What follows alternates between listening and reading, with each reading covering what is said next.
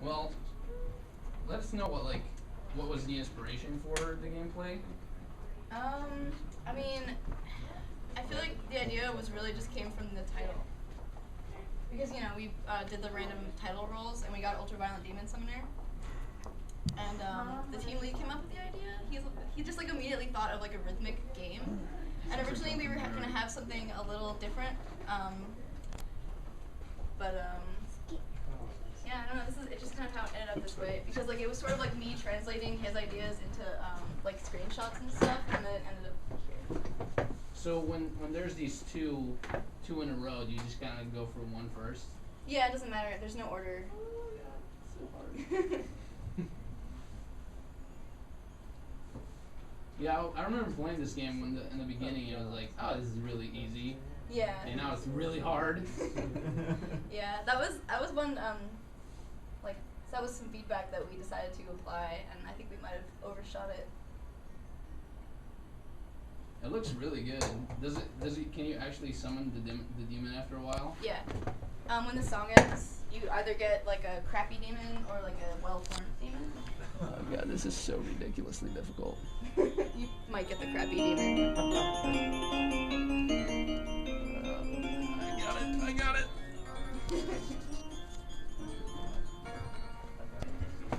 It's really interesting that like you can play this game just by focusing on one little glyph at a time. Yeah. But then it becomes a game of finding out where's that glyph. Yeah, that's the droopy demon. It's still pretty terrifying. It's pretty cool. I really like it. I only wish the song and the glyphs somehow like synced up and made made like a cool sound effect or something, but yeah, it's pretty interesting gameplay. I don't think I've seen it like this before. Yeah, it's pretty cool. If I have enough time to play it, so yeah, I mean, try to get the give it a shot. Yeah. Give it a shot. Okay. Try with the mouse though.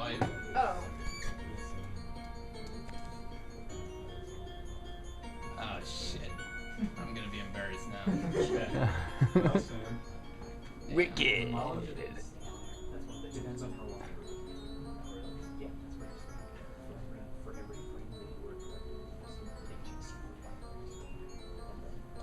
Oh, so pro.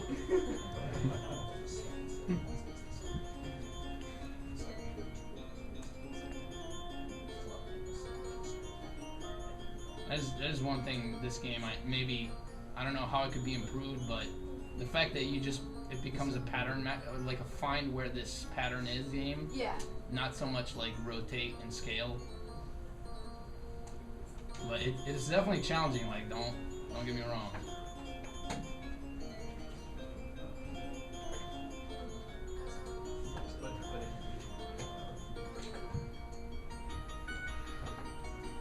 Ridiculous.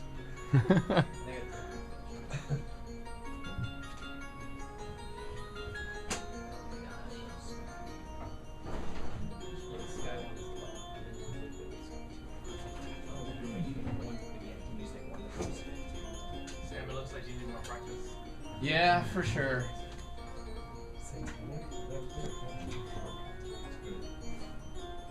She's pro at it, so you know.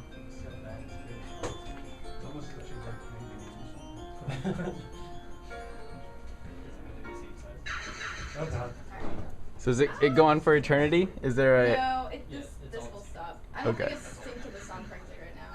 He changed the I song see. last night. Whoa! Yeah, woo! There we go.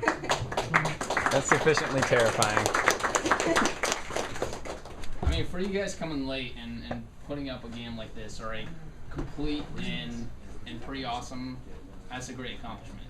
So, congrats. Woo! Alright. Did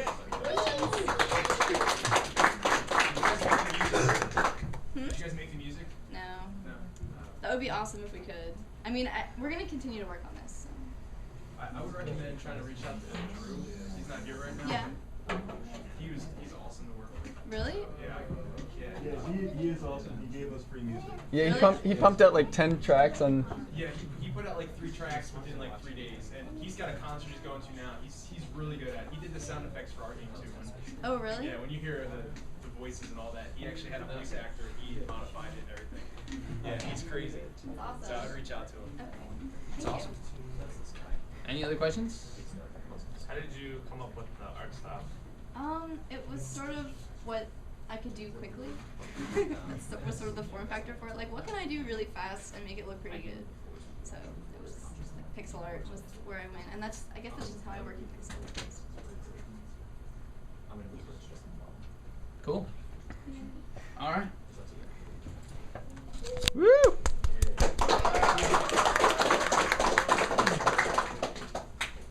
I think we're gonna do Team Nice Nice next. You want to bring in someone to play the game, or do you want me to? All right, cool. I don't want you to embarrass yourself for the Yeah. Appreciate that.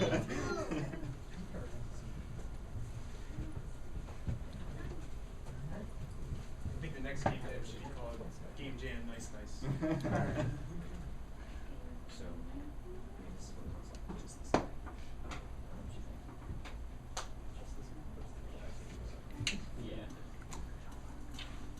So our game is Underground Elevator Syndicate.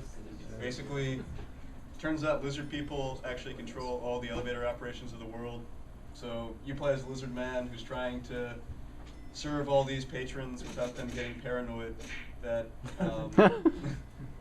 that lizard people actually control the elevators. I guess like the basics. You move the elevator up. People go in your elevator. They tell you where they want to go, and you take them there. And then you get like graded based on how well you do, or how close you get to these little thresholds. And then there's spiders that come up and they try and destroy the elevator. And if your elevator loses all its health, it crashes down to the bottom. And these lizard guys down here who are enjoying a nice cup of water have to walk over there and repair it. So you didn't voice Nice Nice? Oh, I did all the voice acting. But you didn't voice Nice Nice? No, I voice Nice Nice. There's a Nice Nice. Oh, okay. I can promise you that. Oh God. So the spiders. What do they have to do with the lizard people? This is something new to me. So they're just a mythical being, probably controlled by the mole men. The mole men were actually something we were going to add in. They were going to come in from the top and try and cut down the elevator, but we didn't have time to do that, so we just have spiders for now. So mythical spiders. This is a mixture of fact and fiction. No, it's all fact. It's just, you're too deluded to realize what's going on. All right. I really love how the point of the game is to make people not believe there's lizard people. But if the elevator crashes with people inside, the lizard people just come in and they're like fixing it up, and people are just like, we're just taking so long. You gotta realize that us humans are just, deluded. We don't understand what's going on. We don't observe our surroundings. Not to mention there's monkeys in there. But like one of the big themes we were going for was Realism. yeah, realism. But some of the ideas we had for enemies, like there was a troll. He was just like this dude in a suit, but he had like troll teeth and everything. And you just go in the elevator and like push everyone else out. And we had the mole men. So it's just like a general like conspiracy, like mythical beast type thing. Where people are just too stupid to realize what's going on around them. Fantastic.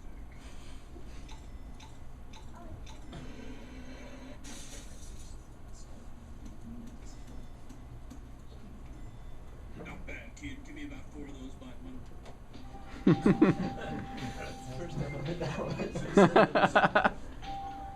No, his song was actually the song that was playing during the game. Oh, the elevator. Actually, I think this might be an out-of-date build. I mean, all the Yeah. gameplay's the same, but like the music isn't. For one thing, the spiders are different. Yeah. But yeah. And we don't have the replay. I didn't see any mole men. Yeah, they weren't. I didn't make it in the game yet. Oh, okay, okay. It was ran out of time. The screen. Cool. Now the money, do you have something you're going to be able to purchase, or is it just high score? Right now it's just high score, but ideas for expansion, like you could upgrade your building. Since you kind of own it. So. Anyone have any questions? I just want to say, guys, this looks amazing. I want Escalator DLC.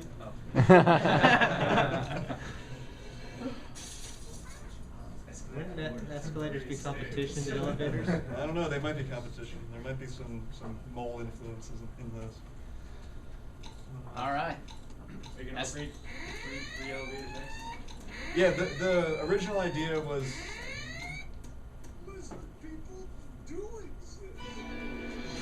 But the original idea was like we can pretty much put as many elevators as we want in there. So we originally like brainstorming the idea. We were just thinking like you have like 10 elevators and you're just completely overwhelmed.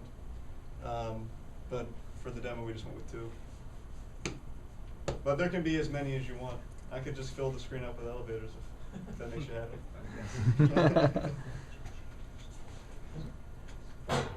Cool. Monkeys do anything special? The original idea for the monkeys was that they'd press all the buttons, but we didn't get that in. So the lizard people don't seem that bad in this game. They're not bad. They're benevolent. World's evilest boss. Benevolent, yeah. Well, I mean, Wouldn't every boss want that? he's a boss. Okay, that's true. Lawful evil. I don't think you understand. The lizard people are good guys. Okay. They do run the elevators. They run the elevators. They just want us to live our lives. They might want to control the world, but see who doesn't. Hey, they might control. Is that their logo in the back there? Yeah. Any other questions? No, looks badass. Thanks. I love it.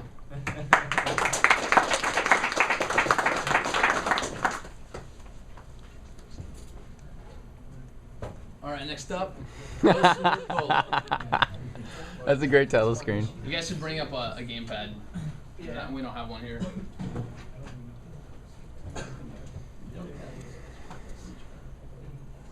That one's broken. We're trying to. Oh, you're uploading a. Can we get go later? Oh, yeah, sure. yeah, okay. All right.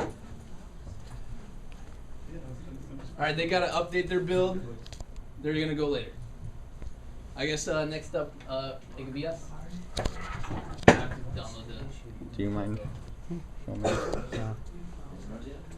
yet. Yeah.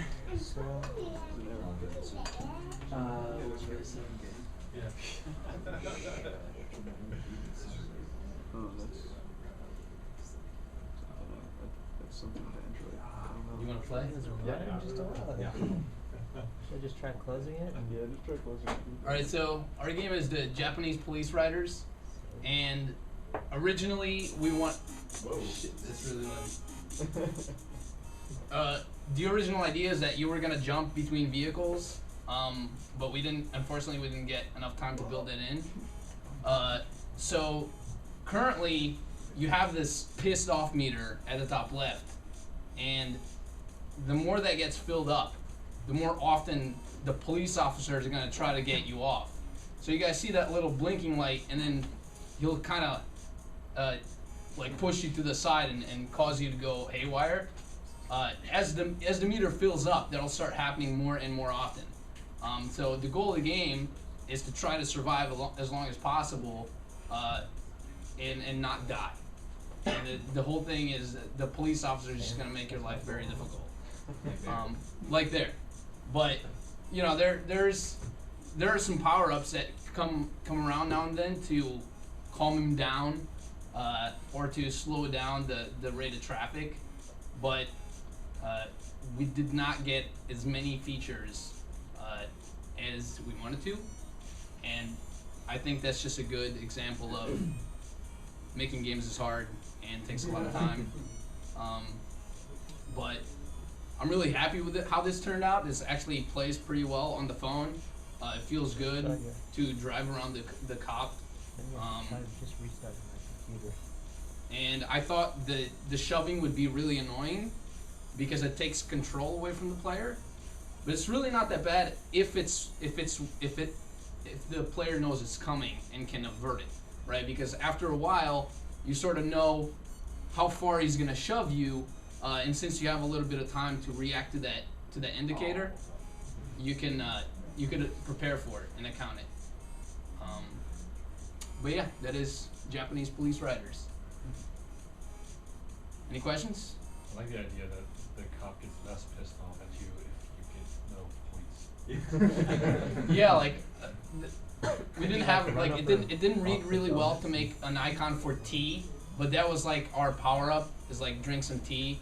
I would love to have like you pick up some tea and the cop is like drinking tea while you're like driving the vehicle on him, What about donuts?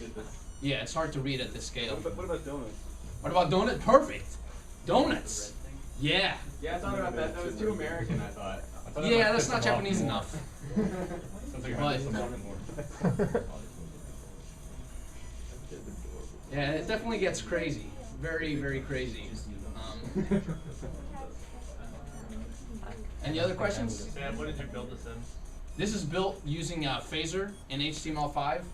Phaser is a game framework that facilitates building HTML5 games. And The if guy's there's one going thing I like can say about 600 HTML5 miles an hour right is that now. it feels just like programming in pretty much Probably any other faster. framework. It's not as nice as Unity, absolutely not. But doing HTML5 in JavaScript was not as awful as I thought. Were Like, there any it's- weird like oddities that you ran into that were like Yes. specific Everything in JavaScript is garbage collected, and everything is an object. So even for loop variables like the I is a member variable of a class, so that it doesn't get garbage collected, because garbage collection makes the game really choppy. It feels really smooth right now, but I had to make everything member variables of objects so that it doesn't get collected, and then it just gets nulled out at the end of the state. Yeah. Right? So the only caveat to JavaScript is garbage collection is a huge problem, and it makes the gameplay feel really choppy. Even the slightest choppiness makes the whole thing feel awful because of the way that we do the scrolling. Yeah. But how did you do the scrolling? Is it just it's just one image, and it has a tile scroll property. It's just it's like I don't know how to put it, but the image is exactly this size, but it just gets scrolled and and tiled and looped. Okay. But yeah, it was really not unpleasant to work with HTML5, and that was a surprise because I thought it wasn't ready. In the beginning, the game did not feel very good. Like it felt like we were struggling with performance.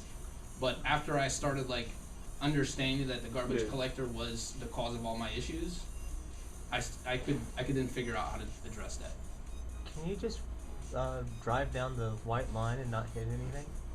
You could, but then you have that, and that is kind of a legitimate strategy. Which what would solve that is if cars actually switched lanes, and that's something we wanted to have. Yeah, there I tried to ride the white line. It is definitely the best strategy if you just stay near the edges and try to ride the white line, because when he punts you, I made it so that it doesn't get punted too far, and if you're at the edge, you'll just get punted onto the white line. So the best strategy is really to stay at the edge and try to stay on the line for as long as possible. Can you drive into the green? No, you cannot. You'd push you right into a car though, wouldn't you? Yeah, no, you would actually push you to the spot between a car but I and mean the, if there's a car to your left. yeah, or right if anyway. there's a car, yeah. We could have you explode when you hit the green too. Yeah, that would be funny. You'd rather die than, I would love that. than have some guy on his back. That's another thing we didn't have time. I didn't have time to implement last night. A lot of this came together last night. Is exploding. I want to explode everything. If you hit somebody, you just explode. But we'll get to that. We'll get to that. Any other questions? Did you guys plan on putting some type of like turbo button in at first to like get you up to speed so you don't have to like wait on the slow part? So that's an idea. There are some power-ups that are like stars, and what I'd really like to do, I did not have time to implement those, but if you collect 3 of those, it'd be like kind of like Super Mario Invincibility, where you can just destroy cars. But I think it would be really cool if you entered like a hyperspace dimension, you know, and just if you collect the 3 stars, you'll just like turbo rocket. Ludicrous speed. Yeah, ludicrous speed for like Going flat. a few kilometers. Just go completely bonkers and everything explodes. But it did not get to that. They're in there, but they don't do anything when you pick them up right now. Any other questions? Wow. All right, I think that's good. Nice work, man.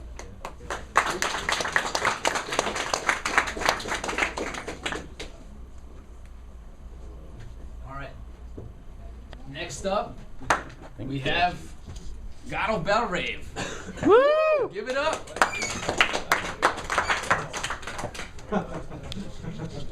Guess you'd bring a controller.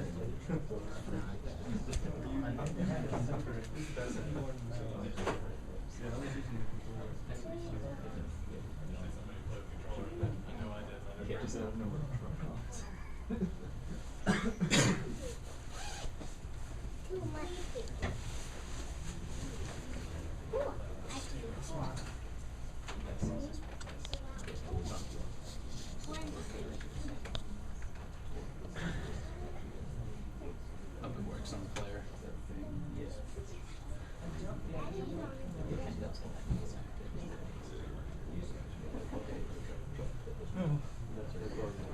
Created itself and then fixed itself. That's amazing. 48 hours.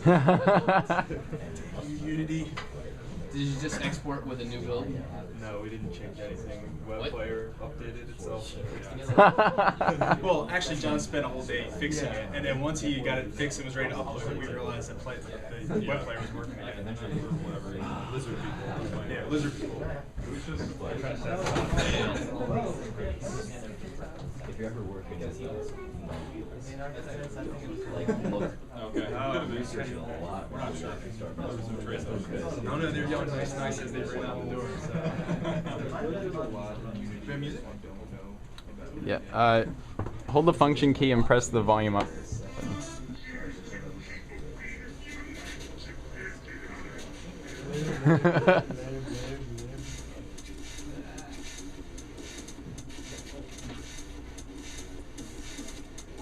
Dance time. 3, 2, 1.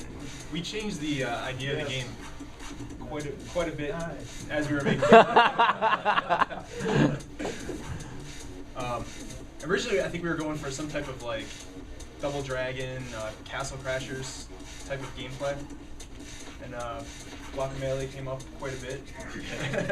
I think every other word was Guacamelee. I got ragged on that about. Ryan was trying to incorporate. We each actually had like our own part that we were focusing on throughout, and Ryan was working on the combat system. He was trying to get a nice combo, so you could do one move to another. John was main one, kind of like putting everything together, and Jason actually did a lot of the audio. The speakers actually moved to the beat of the music. I don't know if you want to talk about that at all. Your trials and tribulations with that. Actually, with Unity, there's not a whole lot of trial and tribulations with the music because they have a lot of built-in plugins for like the visualization of sound. So you just basically attach the audio clip to like the high, the mid, or the bass, and based on whatever object it kind of comes around. Pretty cool. And we originally started off, we were actually going for a 2D. I was outputting the graphics in Illustrator. And John had this great idea to switch to 3D using Unity. And a week later, we actually had it up and running. It was probably the biggest mistake of his life because he decided to use the Mechanim system. It took him about a week to figure out Mechanim, basically. What do you think of it after working with it? I still don't like it, pretty much. They don't give you much programmatic control. You have to read. You can't like force states and stuff and transitions, and it's hard to determine when things are done playing. So it just makes it difficult. Huh. That's all. But I got it. I figured it out. After a few days of figuring out that you couldn't even have, like, you can't find out if something is in a transition, like blending between two states, it's not recognizing those states. So if we're an idle and you attack, you think that, okay, if it's attacking right now, we should do this, but it doesn't recognize it because it's blending between the two. So you actually have to test the transitions, and it took a few days just to figure that out. Yeah, exactly. Like it's a state machine, so you have like the idle, you have the walk, you have the dance, but then there's also the transition. And they don't readily tell you that. Yeah. Oh, wow. It took me a while to figure that out. And, that was. And you said, did you tell him couldn't get information back from it to find out like that. So when you have the dance sections, how do you detect if they're in sync with the music? If you watch the speaker, that's really your indication.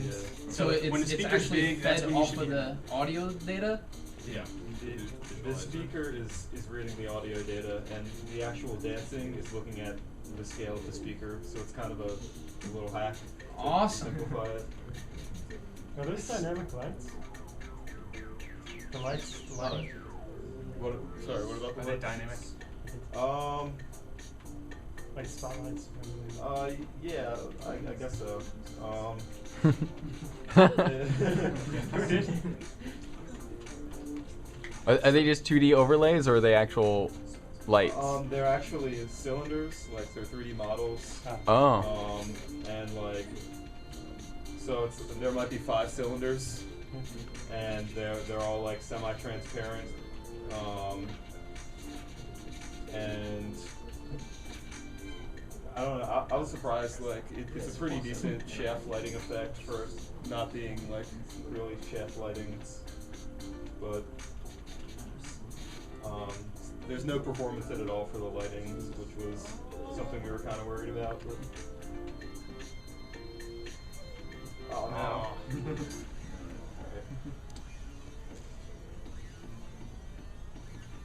Cool. Questions? Guys. Yeah, actually, you could probably answer that. What we're doing with the combos. Well, it's all revolved around 2 buttons. If you guys played like Smash Brothers at all, you have like a core button and a direction you press. It's all like that. We ended up cutting a few moves, but originally we had a move for everything. So you have like a base button, so it work on neutral, left and right, up, down with that button. We had 2 core buttons, so we had like specials. That ended up changing a whole lot because we went through this one stint where we were thinking about going completely dance oriented at some point. So.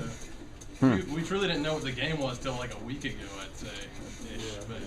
But the combo system, the main thing I wanted to do with it was I didn't want to have, a lot of games have these set combos. You have to look at combo lists. So you press X, X, Y, up, down, left. And I didn't want that. So it's like, how about just having every single move going into every single other move? So you can combo every move in this game with any other move. So you let the player come up with their own combos rather than having them have to do these predefined sets. And it feels a whole lot better that way. And you can cancel them instantaneously. And though it might seem weird from other game perspectives that you could do like this big swing or something like that, then you can immediately transition from frame 1. And this, it kind of felt right, especially with the music, because you're trying to keep to the beat. So.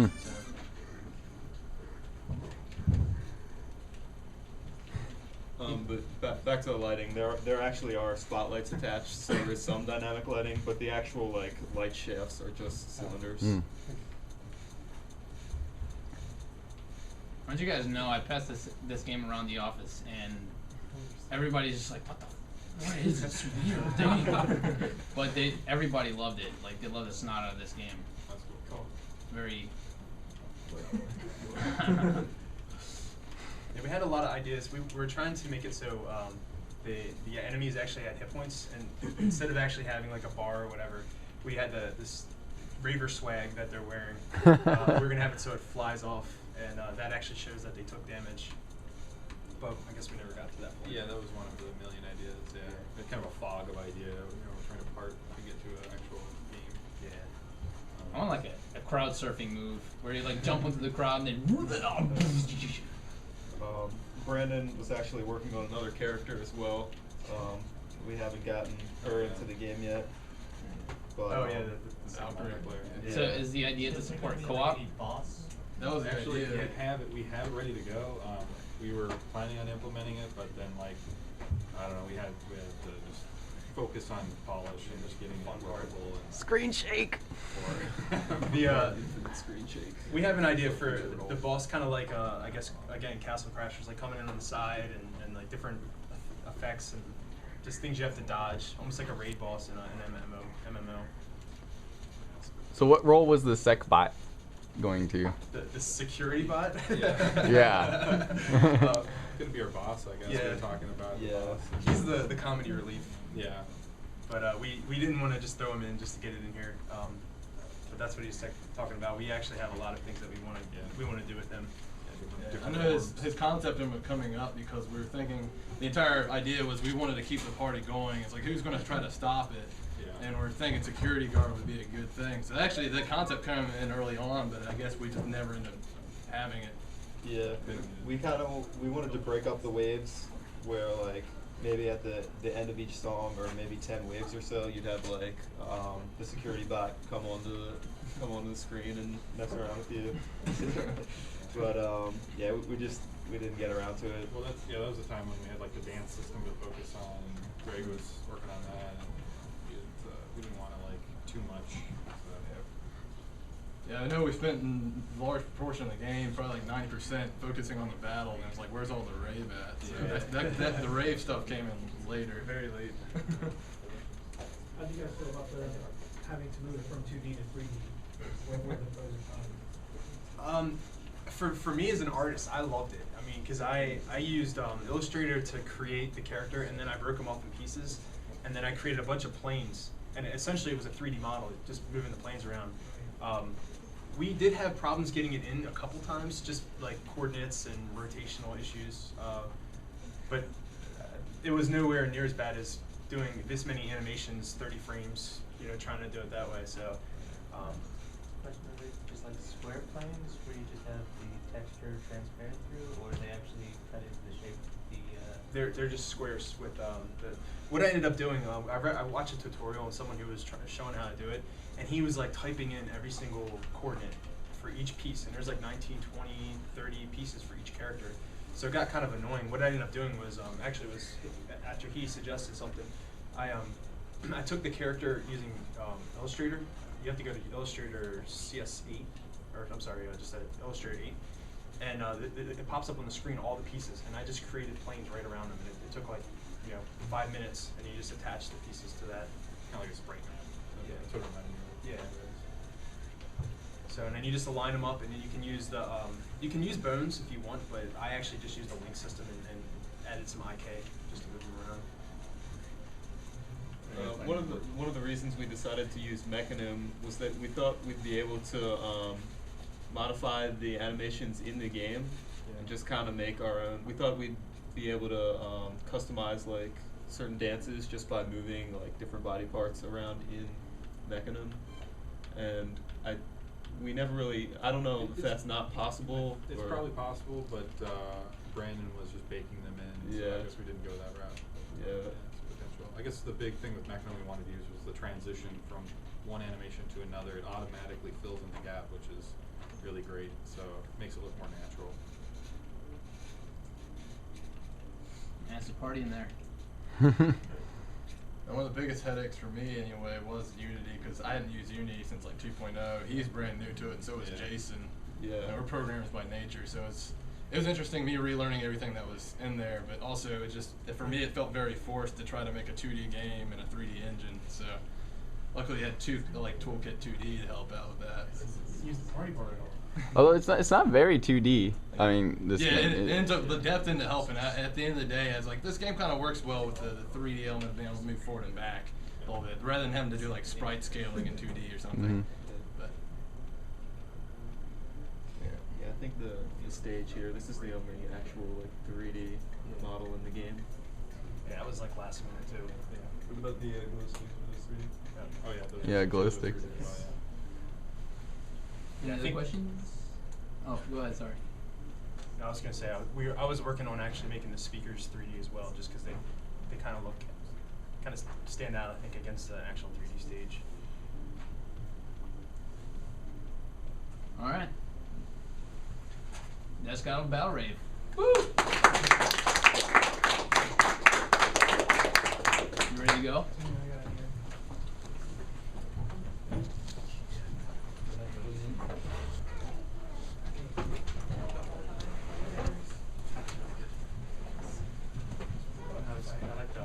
Thank you very much.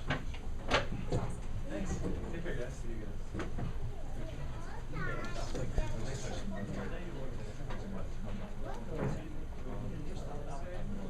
Probably just running off of it. Yeah, we ran it off of it.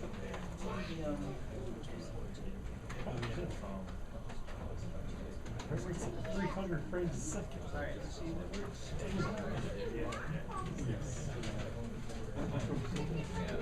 I'm excited. Made some changes. We've added created thing that's a game now.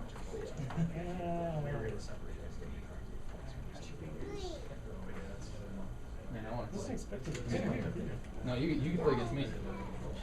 Dan, you want to talk about it? Don't. Yeah, you want to change the resolution. Make it like 1280. So it's just- What is it now? I guess that works. That'll work. It's LT to shoot for both. Okay.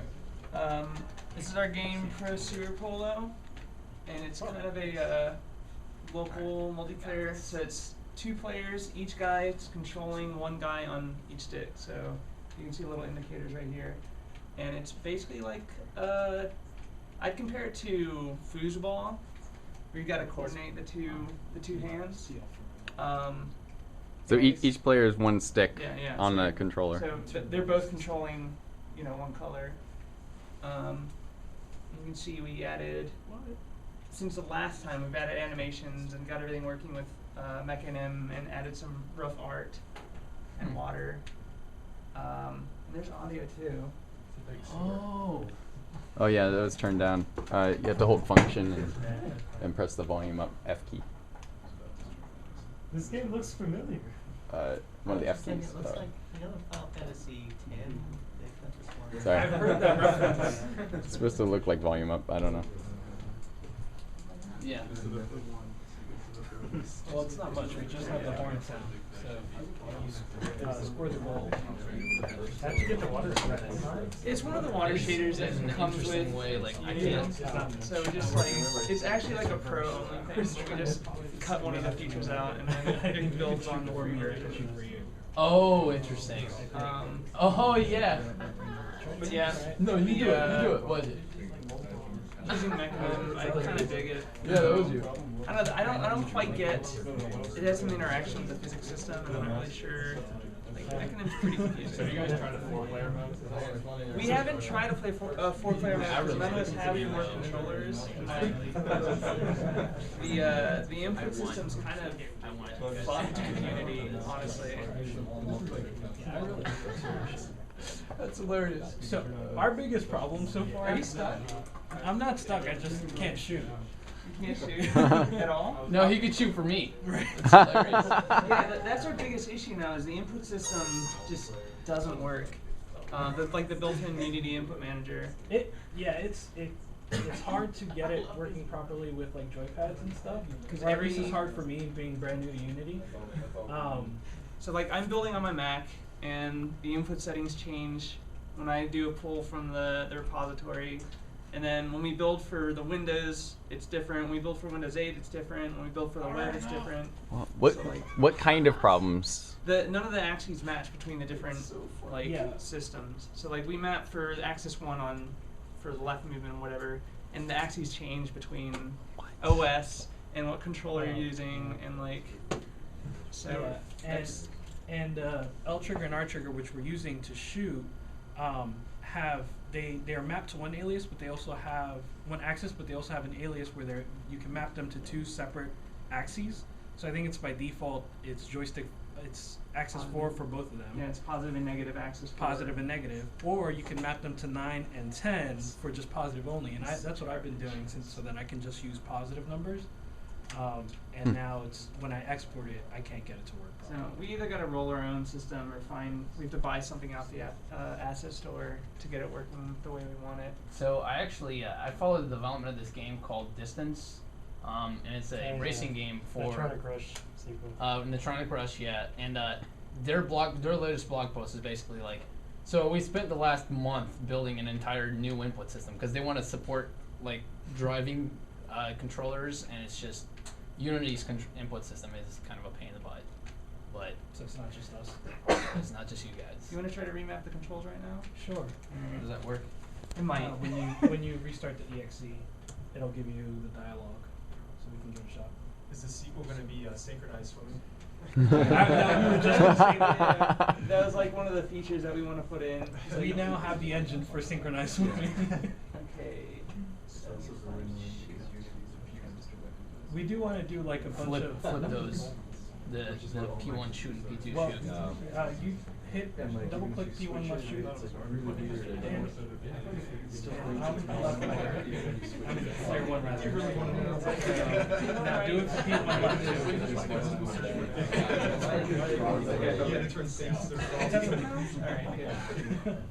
P1 left shoot right there. All right, now do it for P2 left shoot right there. You hit. Now you hit. So if I just hit L and then I hit R and it just maps it to the same axis, and so that's annoying. All right, let's do this. I can still knock it out of your hands, but I have to be next to you. So you guys started down. If I remember correctly, you started down. You can still shoot my ball. So you can't shoot. Yeah. Our original name was Russian Yeti Paratroopers. It's interesting because the and like we just couldn't get a game idea. We just spun our wheels for like a week. That sounds totally scoped. Yeah. It was just like it kept blowing up, and then we just gave up and we rolled a pro sewer polo, and we're like, right away we're like local multiplayer. You know, swimming with two guys. Online play. Yeah, that's what I was gonna ask you. You're gonna have floaters that you have to avoid. Yeah, I was thinking like alligators and stuff, and like, yeah, just like Okay. whirlpools you can get sucked into. How'd you guys do the water? Like, it was the Unity Pro like standard asset, the water asset. So we just modified that. But I also am not happy with it. But whatever. Oh, it is just a texture that you wouldn't be see-through? No, it's you can see like there's a little bit of currents and stuff like that. Sewer, right? Like I can describe the shader, but I didn't make it. So. No, but I mean like the way that you move the map process. One thing I like about it is it could be 4-player really easy. Just one person. Yeah, but it seems most interesting with 2 players. Yeah. I just want to get rid But of just in mouse. case, you know, The 2-player to 1 controller is a good like noob mode. Like if you're just learning to play, you both can hold on to 1 controller and just I think the fun would be with 4 players having 8. Yeah, I was gonna say. I was gonna say have it so a different team member is on a different controller. So like you don't have the one team. You don't have one team to 1 controller. Yeah. You have. I forgot what function. Opponents on 1 controller, so then you almost have like a little. All of these like almost like when shoots. you're at the arcades, you just like. I switched it so you point the direction you want to fire. I think it'd be fun to bring like pinball Yeah, you can elements into switch the this weapons too. by Like, pushing. you know, you hit a certain target on the wall and it turns into multi-ball or something like that. That would be cool. There's like little slides that go around. You can see the There's ball 8 or different weapons. the players go weird places. Proximity mines. You don't want to be next to That's a other whole people. other game. That's Getting some you to stuff. shirt Into into a a pinball pinball game. Just all together, just go with this theme. And But then keep pushing. Yeah, It just becomes pinball. There's a lot of opportunities for growth in this one. Machine gun. You have where it's flowing one way, and so then you just have to fight upstream. You're just always Or a moving. wave comes by every so often with the surfer on it. Or there's like water levels are rising and falling and it changes the entire layout. You can't hurt you have the yourself. rudder for the pinball too, blocking the goal. Yeah, that's your goalie. Look, they look like they're synchronized. Yeah. I swear to God, this is so hilarious. So yeah, a team of well, 4 against 4 would be very It's insane. Like, interesting. you should score on yourself. No, I control his ball. He's still controlling the shooting, so we're playing a whole different game.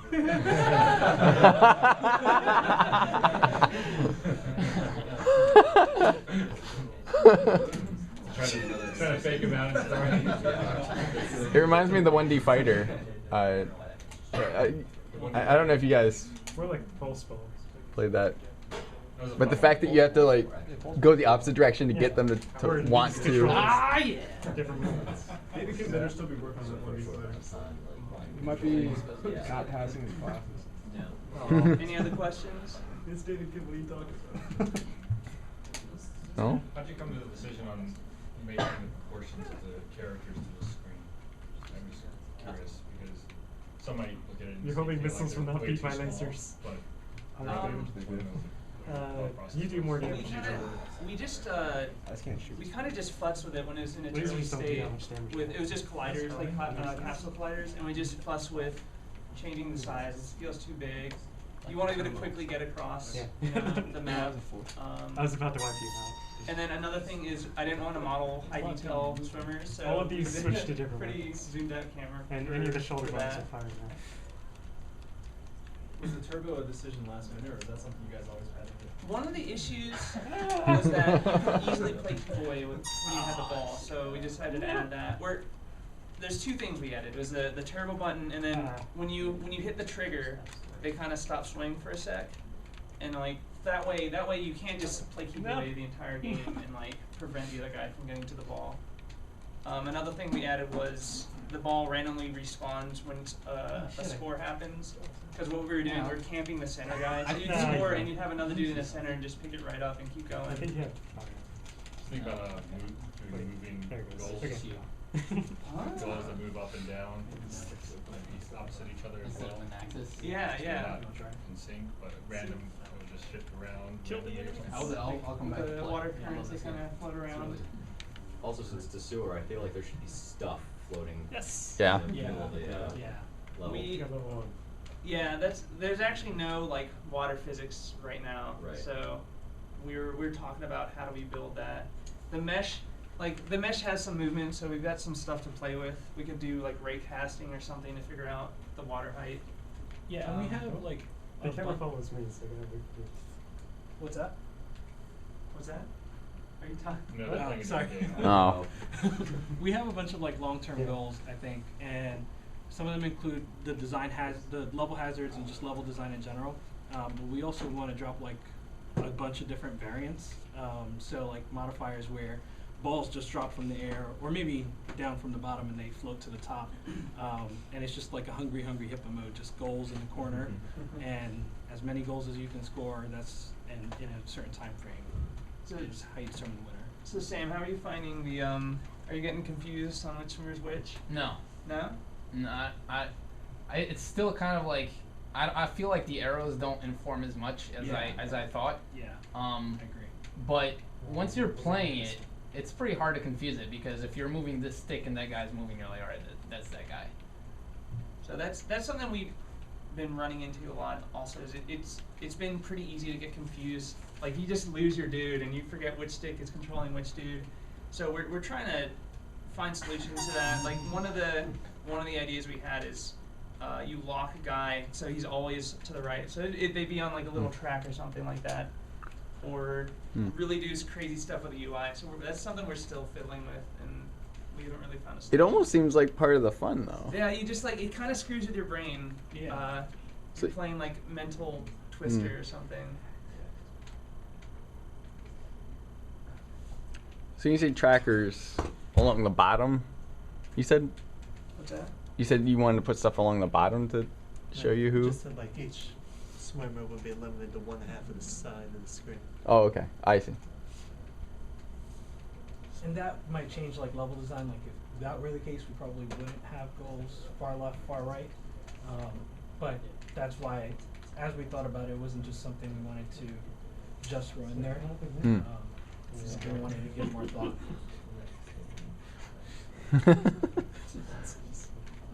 This is great. All right, more questions? No. All right. Cool. Woo!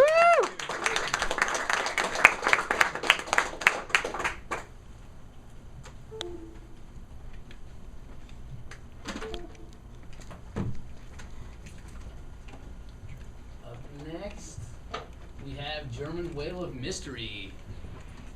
I don't think it's the rest of this condition. Do we have anyone from? Yeah. All right. The hell? What's that? The bolt's gonna start. What is that? I think it. I'm not talking.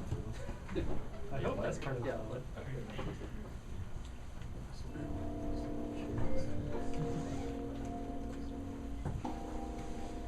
Uh-oh.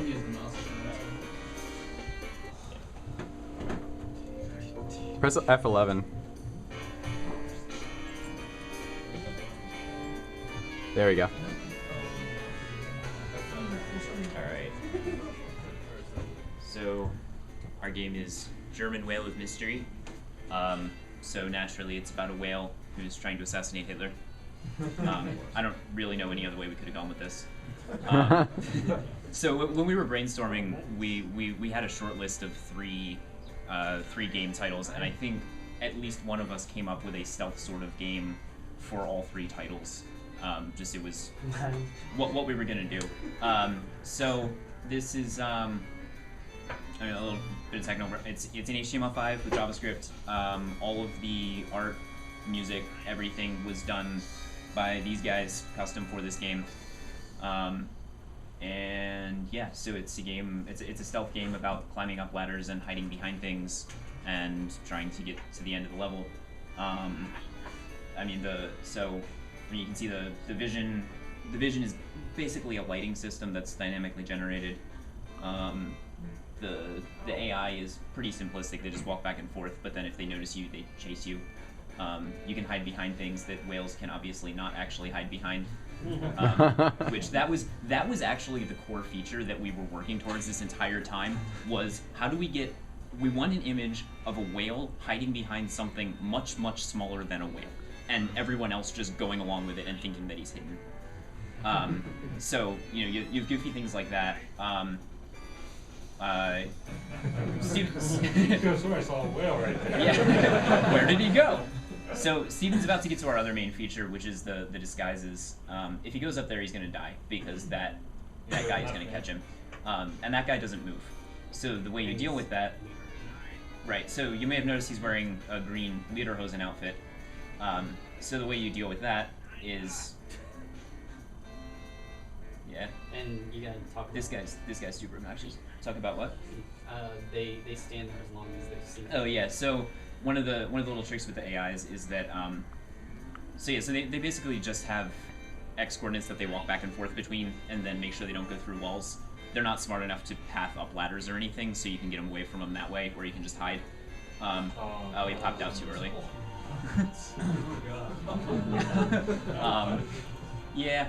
Right click and reload. There you go. So there are no checkpoints. You either win or you lose. Because your brain gets eaten by Hitler, so I don't know how you can continue from that. Ah. Yeah. Just having a feast. So. I noticed you guys put the flag as like the first thing in the first room. Is that just to show the place? Yeah. So we talked a lot about the level design for this, and since we do have a few different things that you can do and a few different things in our toolkit, we wanted to do, basically the Valve level design thing of like introducing one concept at a time. So the level at the bottom, there's nothing there. There's just a flag that you can play with to get used to the controls if you want to do that. And then you learn how to climb a ladder, and then you learn that Nazis kill you, and then you learn about, at this point you're starting to put it all together with the hiding and the climbing and all of that to get around them. And then on the next level we finally introduce the disguises, and then the levels above that, you get all of it together where you have to climb up levels to get to a different disguise to come back the same way you just went, but now you can get somewhere else because you have a different outfit, things like that.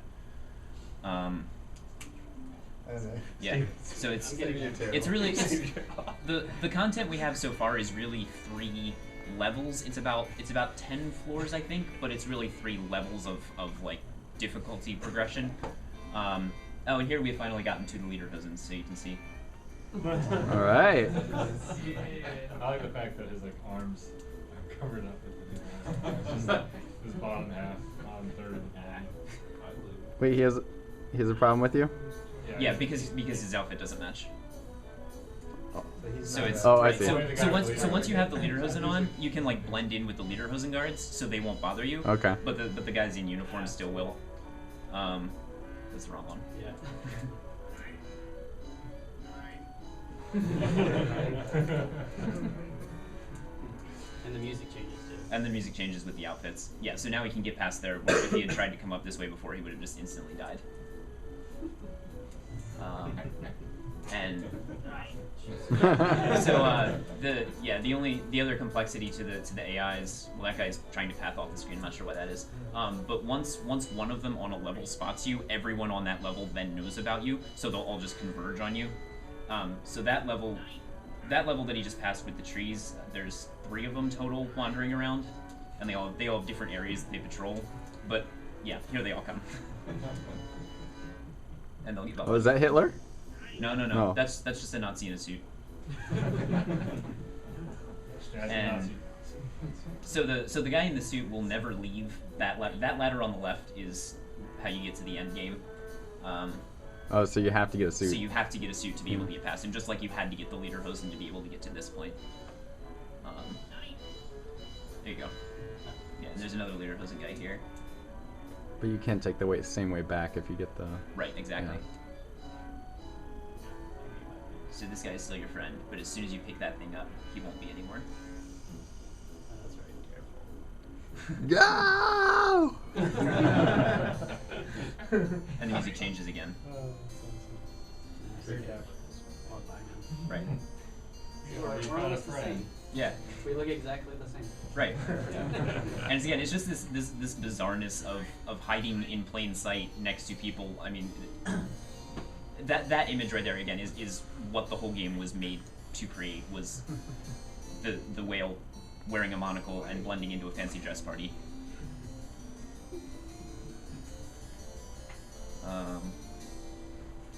So when I was playing this game and trying it out for the first time, I couldn't figure out that you could hide behind things. Yeah, well, it needs a tutorial or instructions of controls or something like that, and we put that at lowest priority because we figured we'd be here to demo it, so we can just kind of tell you that, oh yeah, you can hide behind things. So there's actually a bug here at the late game. That's Hitler, and if you get to him, you win, but if you actually... Oh, it worked! Hey, it worked. It worked, look at that. Yeah!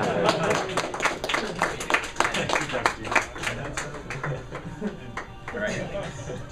So that was German Whale of Mystery, and now you've seen all the puzzles, so you have no reason to play it. But yeah, so it's all built from scratch. We did it in a month. It works. None of us had ever made a game before, so that's cool. Oh wow, great. And yep. Cool. What you guys use again to make the game? It's made in HTML5 with JavaScript. It's on my GitHub. My GitHub account is JFMatt, JFMATT, so you can see the code if you want. The only Facebook group, huh? Yeah, we'll do that. We'll do that too. There's also the link from the list of games. The link goes to here, and you can get to the GitHub page from there. But yeah, we'll do that. The only external libraries we used a tiny bit of jQuery just to grab the key presses. I used underscore, which is a JavaScript utility library. And we used Pixie as our renderer, which is actually the renderer part of Phaser. We looked at Phaser at the beginning, and we're just not convinced that it was going to provide any value at the level it was at. It didn't seem very mature. It's not documented at all, which I'm sure you found. And I mean, we looked at a few other libraries, but so I mean, we don't have any physics. Right? We have basic object collision, but we don't, there's no gravity in this game. You just kind of slide left, right, and up and down because that's all we need.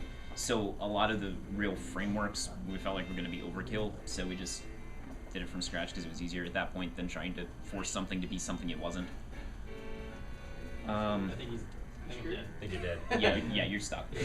What's your overall thought on using JavaScript? What's that? What's your overall thought on using JavaScript?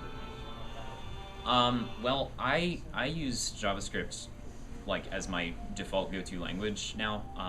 It's what I do at work, and Node has pretty much replaced Python for me for most purposes, like hacking up one-off scripts to parse through a bunch of files, things like that. Like JavaScript is just kind of what I do. So for game development, I enjoy it. It might be a little immature. I think. Yeah. The main thing I think we had problems with was keeping the code organized. It spaghettis in a hurry if you're not careful with it. And we had a couple of rounds of just writing features and then consolidating it all back in, and writing features and consolidating it all back in, which I'm sure you can get in any language, but something as fluid as JavaScript is especially prone to that. Which again is a blessing and a curse. It's nice to be able to prototype like that, but then once you get to the point where, okay, we need all this to work together again, it takes a little bit of work. To be clear though, that's not a fault of the language as much as, you know, it's just something that JavaScript allows you to do very easily. Right. Create spaghetti code because it's not object oriented or statically typed. You know, you just kind of, it lets you do that so you could do it, and yeah, you can end up in that situation. There's some browser issues also. So we ran into like some sounds only working in Chrome and not in Safari, for instance. So like if we were doing it in C#, you would never have that issue. Yeah. I was. To run in Firefox. What? You couldn't get it to run in Firefox. What OS are you on? Windows. Windows. That's interesting. Because I don't know if I had JavaScript. Well, that would definitely do it. One thing we did discover last weekend, when I finished up the vision stuff, I was doing a little bit of performance tuning on that, and because it's just a brute force raycaster now, I gave up on trying to do it in an intelligent way because I couldn't catch all the edge cases. So just like, all right, we're just gonna shoot 200 beams of light around in a circle and see what they run into, and it runs and it's fine. But I was trying to do a little bit of tuning on that, and I develop on Ubuntu, and found out after I could not get anything to run smoothly on Firefox that it wasn't my fault. It's just that the canvas renderer in Firefox for Ubuntu is straight up broken, and this is like a known bug that I found out about after I went and searched for it. That like the double buffering that it does on the canvas, it actually like quadruple buffers, and just nothing runs smoothly. It's choppy. It drops frames. It's awful. Yeah, so those are the kinds of things. Those sort of things, is like, yeah. that you wouldn't run into on a more mature platform. So. Yeah. Generally, if you're only targeting, basically, if you're targeting Chrome on Windows, you'll generally be okay. It's when you try to do everything else that it gets hairier. But so what happens when you walk off the ledge there? I don't think I've seen that. Well. It's the most yeah. optimal It's bounding box collision. Yeah. So you can keep going until none of you is on the ledge. Oh, So okay. basically, as long as a fin is hanging out over the ledge, which is like, it only happens twice in the levels we have so far, Yeah. so it wasn't worth dealing with. His mask, his shape is huge. Yeah. Dave, he's a veil of mystery. Yeah. He has to hold a few mysteries himself. Yeah. I mean, you get a few weird artifacts like that. Like you can climb down because the bounding box has to include his entire snout, which sticks out way off of his torso. You can climb ladders when you're very clearly not on the ladder. If you want to do that, like you basically just go straight up from where you are. I think. Probably do that here. Yeah. Yeah. And that's just it's just an artifact of the way the boxes are, and it's like Yeah. You can exploit it if you want to. It wasn't worth fixing because it happens. Where'd he go? Do you guys have a level editor or something to build these guys? We do not, unfortunately. That would be a nice be next awesome. feature. We had thrown around for a while the idea of just having like JSON files that represented all of the objects, things like that. What we have is basically that. I mean, we have factories for all the objects that you just pass them, an X and Y and a type basically. But it's all hard coded in there for now. Level editor would be nice. We would need a few other things like being able to actually separate it out into different levels that were loaded at different times. Because right now it's just all one world that gets loaded up at the beginning. There are like external level editor programs that you could like export in JSON Yeah, or XML. we probably could. I don't know. There's one that's recommended for if you're working with Cocoa 2D on like the iPhone. They recommend using this specific. It's like TileX or something. Yeah, well that's the other thing is this isn't tiles. It's not tiles, and we looked at a couple. I at least looked at a couple of those when we were getting started, and again, it was like we felt like tiles were going to be overkill for what we needed, so we didn't have that really on the plate. And then, but the bigger the level you have, the more we need that. Right. I think that this game is like an exercise in design. Like this is a perfect prototype because you were like, can we make a game about a whale hiding behind things and make it look weird and funny? And yes, I think that is a very successful prototype that let you answer that question. It's really solid. Glad you like it. That's basically what we set out to do. So there it is. Congrats on your first awesome successful game.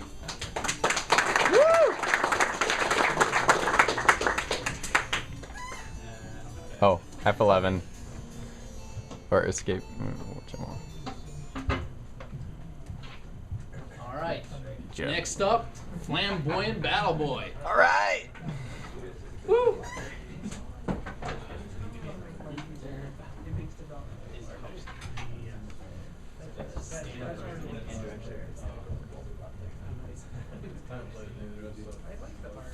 You want to play?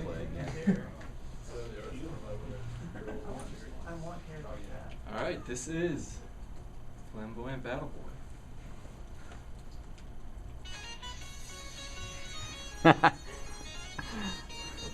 Oh.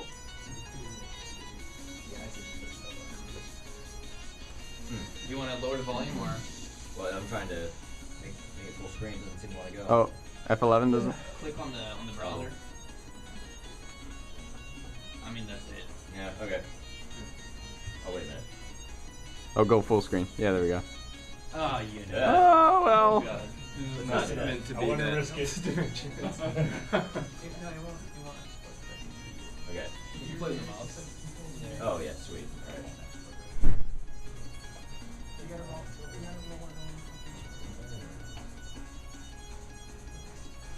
So in Flamboyant Battle Boy, you are the Prince of Fabulosity. You've been sent to the Drab Dimension to battle the corporate monsters and to beautify the world, which you do by pummeling them with the baton. And yeah. So you earn points and you can unlock pretty stuff. You can unlock some more abilities and some longer combos if you get good enough. How many pieces of flair are you allowed to have at the start? What's that? How many pieces of flair are you allowed to have at the start? In theory 5, we've only actually implemented 2 of those right now, which are the parts when the enemies die and his magic rainbow trail.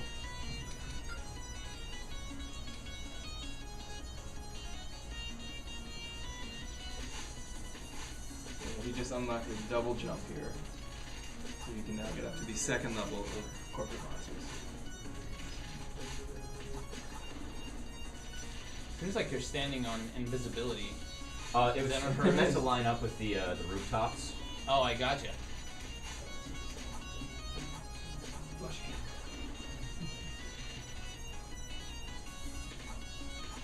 I like the turning animation.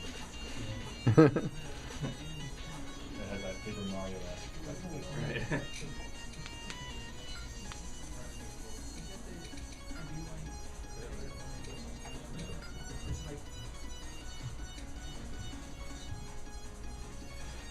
So what's the end goal of is it to just like clear out the whole level? Or to get all the power-ups? Yeah, it's right now the way you win is you get 100,000 points for the whole game. Or not, what did we change it to? 30,000. So to do that you can just keep getting more power-ups to make your life easier. You know, we'll get around to making the rest of them so that there'll be some actual point to getting them. But right now, yeah, pretty much just kill as many corporate monsters as you can. And something else that we didn't quite get around to implementing completely is that as you kill more monsters and get more points in the level, the background actually gains some color and saturation. Ah. And there's some more particle effects that come in at certain point thresholds. So it starts off almost black and white, and so I think we just reached a point threshold here. So the background changes, the music changes, you get some ambient particle effects, and yeah, it's It's so crazy, like interesting implementation. Dude, like the menu, like the upgrade menu system. What's that? I like the upgrade menu system. Oh. Did you mess with the 4.3 animation, like the 2D stuff at all? Did anyone mess with the 4.3? You know, that came out like a week before this was over, and we were just like, I saw that recently. yeah. It was like a week ago. I didn't know how new it was. I just knew that if I started messing with that, that would crash everything we'd done so far. So I was just like, I can wait till after this is done to play with that stuff. Did you use any framework for GUI? Just whatever Unity's built-in stuff is. This is all happening in the, I think, the GUI. Most of this is labels. The actual icons here are actually planes, so that I could adjust the opacity to make them light up. But everything else is just GUI labels and buttons.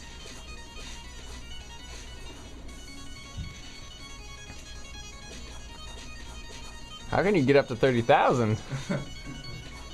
It's cumulative score. Oh, it's okay. Yeah, so that's your level score. At the end, it'll have like a total score.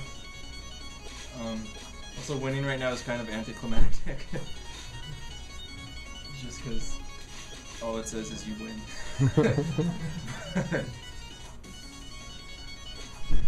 mean, there will be lots of rainbows and unicorns and awesomeness. What? Double rainbow? Maybe even a triple rainbow.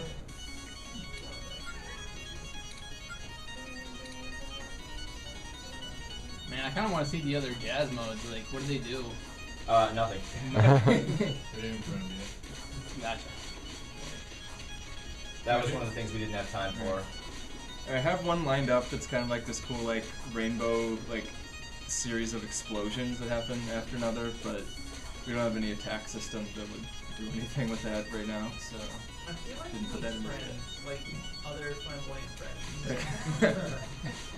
Say that for the sequel, man.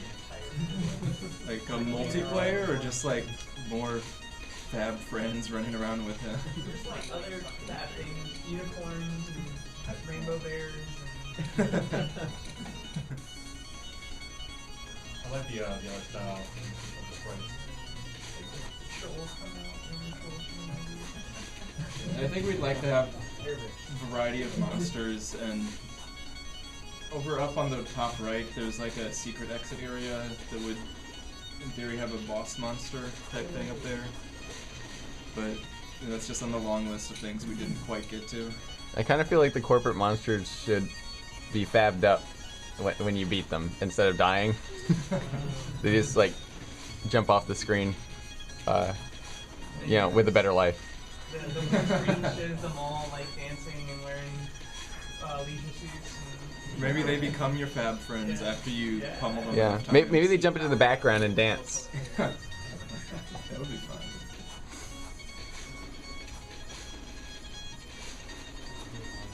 How close are you to 30,000? I'm halfway. What was the that would do the quick It is. It's interesting that all the enemies just like are on the same spot. I wish there was like generated randomly enemies. They kind of have to be in kind of contained areas so they don't fall off their invisible platforms. For the sake of demo now, I'm just smashing the special attack, which almost instant kills them. If you get them right to the edge of dying, and then like special attack with your combo multiplier, you get a lot of points. I really dig the character art. It's really nice. Yeah, our artists are not here today, but they did good work. Well, didn't you do the background? No, I actually didn't do any art for this. Oh, Actually, okay. I did the particle effects. This Oh. is my art contribution. But we figured 3 artists in 1 program was not a good balance. So I did coding for this. What was your biggest challenge, you think? I mean, this is my second Unity project, so, and the first one I'd done many months ago. So I think just remembering how to do anything, and also GUI programming, I hate doing that. And you're using the stock GUI stuff. That's. I'm sure there's better things out there, but the amount of time I wanted to spend learning something versus doing something. Yeah. Do you guys have any ideas to like reduce the repetitiveness of the game? Because Basically, there's the power-ups, and one of the things we wanted to do was, I mean, this is pretty much a vertical slice. what we wanted to do was make the level much longer and give the player health, so that the limiting factor isn't you killing the enemies, it's the enemies killing you and you not finishing the level. The win condition would then be actually finishing it rather than reaching a score threshold. So the power-ups would allow you to more easily get through more of the level. Gotcha. Also increasing like the strength of the enemies as the level increased. So that way you aren't just continually playing the same section, you're getting progressively farther each time. So you do it as much more vertically, and secret paths that you can find with certain power-ups, and many more things on the wanted list. We are gonna have a discussion about that. I think the platforms that the enemies stand on, I think you should do like the Mario with like the dotted the question mark until you unlock something. Because it's really hard to tell where they're standing, even though it just seems like someone said earlier, it looks like you're just standing in there. Yeah, I know that like Metroid Fusion highlights all their platforms with a subtle red. We talked to about kind of having the cue you. platforms be visible, and we wanted them to be kind of a more happy, discoverable thing than a visible goal. I don't think they're perfect right now. I think they could definitely use a little more work and better integration with the backgrounds. One of the things with the background becoming more vibrant and colorful was that there would be things that are the same value, but when you started adding hue to that, then the platforms would stand out more, so that you could see, oh, I'm getting all these points and things are changing, and oh look, what's this? Can I jump on this? Even if it's a box that has like the rainbows and stuff inside it, that's very like it's monitored in black and white, and then as you get it, you turn buffers into color or something.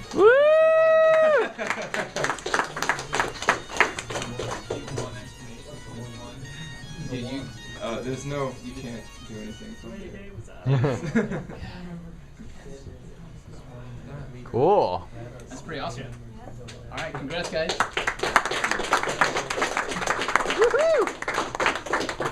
Let's see what we have up next. And finally, exciting weight loss safari.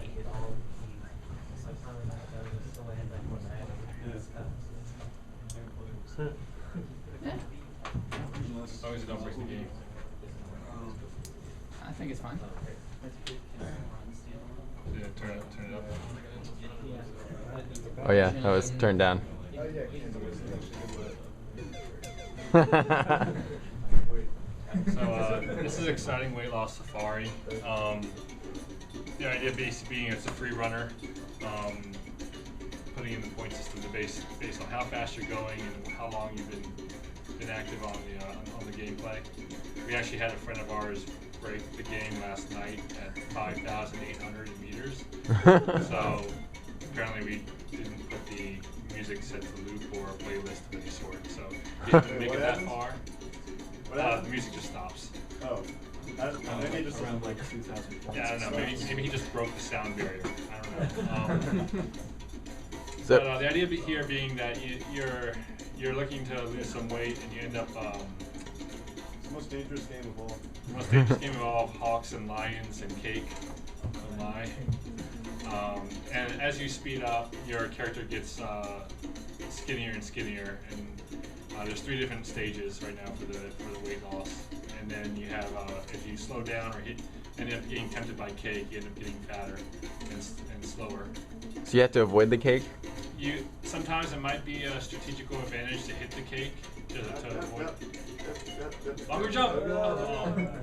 What strategy does that So fulfill? sometimes you might want to actually hit the cake itself to slow you down if you're getting a little too fast. Oh. Maybe you see like the hawk and the lion are coming up, and you might want to end up hitting that cake just so you can jump, end up reacting a little bit better to jump further. So the cake can sometimes be an obstacle, but other times not necessarily a bad thing. And we kind of wanted to be open to all genders here, so what ends up happening is just a random 50% chance on which character you get. Idea being, if you ever had like a menu system, you can set it as an options. Right. We ran into our issues this month were basically more just, we were busy with so many different things. I had just personally purchased the house.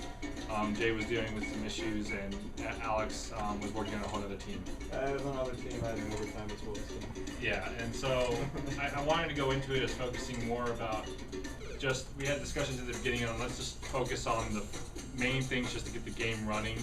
We didn't want to overscope or go into scope creep in any sort of form, so it was just, we just got to get the characters running on the screen. The backgrounds came in about a week ago.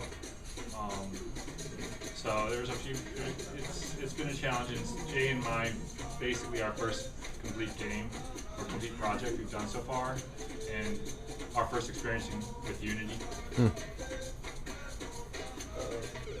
Are the lines like intentionally hard to see at first? At first, when we were designing the idea of where they would be, they were actually supposed to be higher up. Or I think one of the early builds, they actually stayed in their yellow animation, so it was a lot easier to see them. But we fixed their animation. We found it was sort of nice that I had the idea that it's almost like stealth, like it's trying to hunt you down. Yeah. So you have to be very, very perceptive about the dangers in front of you.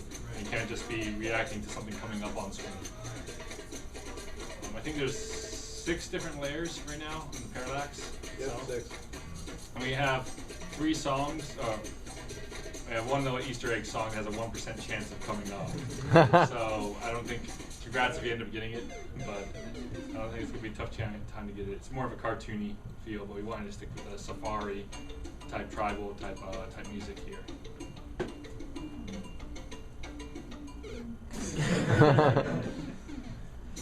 No, you can't eat the hawk. You cannot eat the hawk.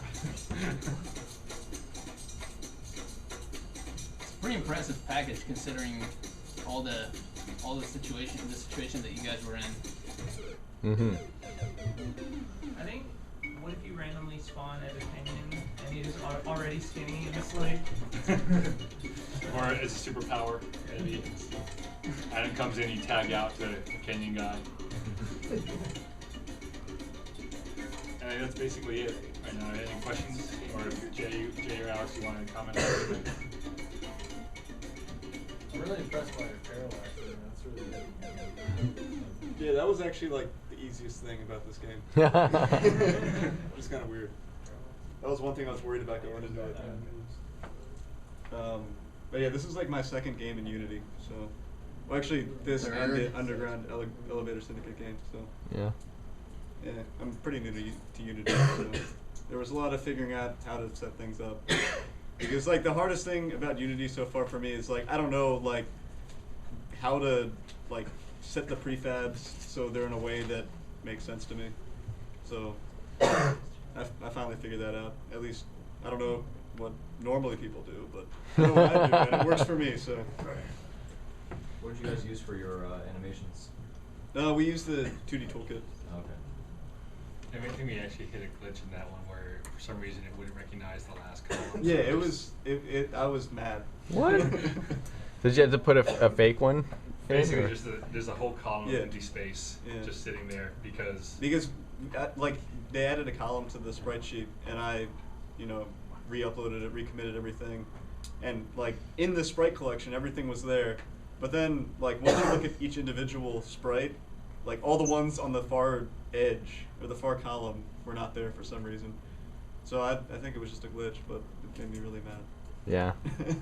Sounds pretty frustrating. And again, we were pretty much playing on a blue screen until a week ago.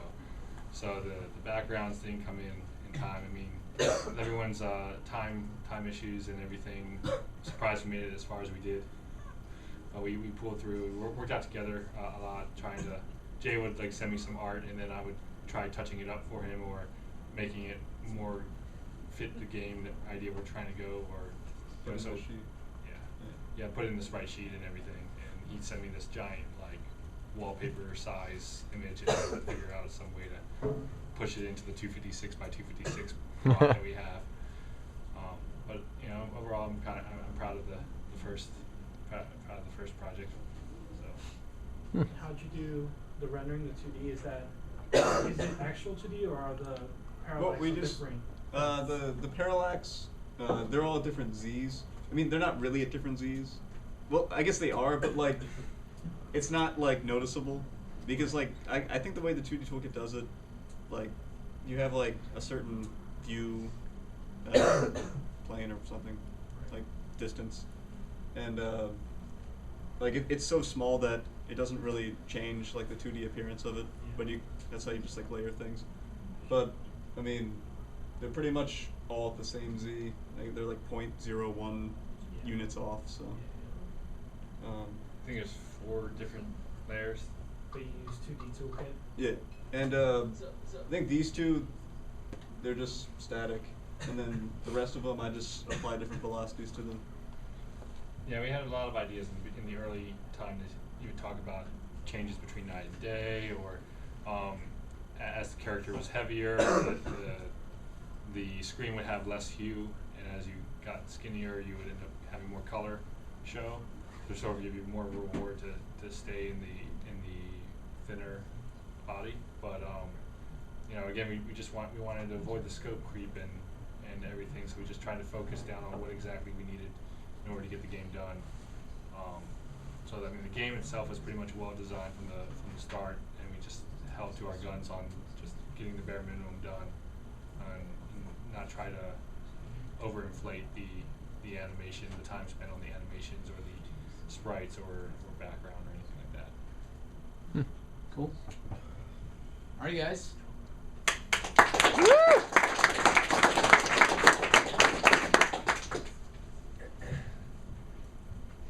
I think that's the last game. I want to thank you all for